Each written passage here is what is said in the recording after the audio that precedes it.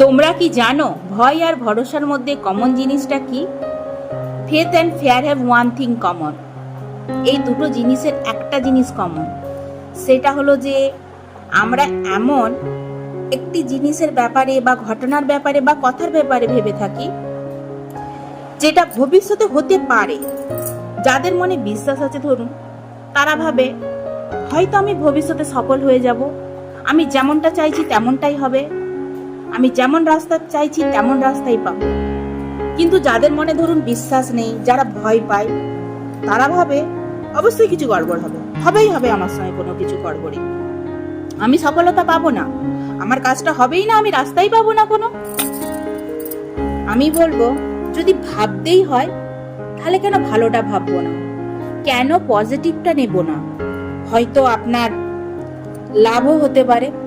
ধরুন আপনি 2 ভেবেছিলেন, 8 পেয়েছেন, আপনি সফলতা পেলেন, আপনি সাকসেসফুল হলেন। এবার বলুন আপনি কোনটা চুজ করবেন?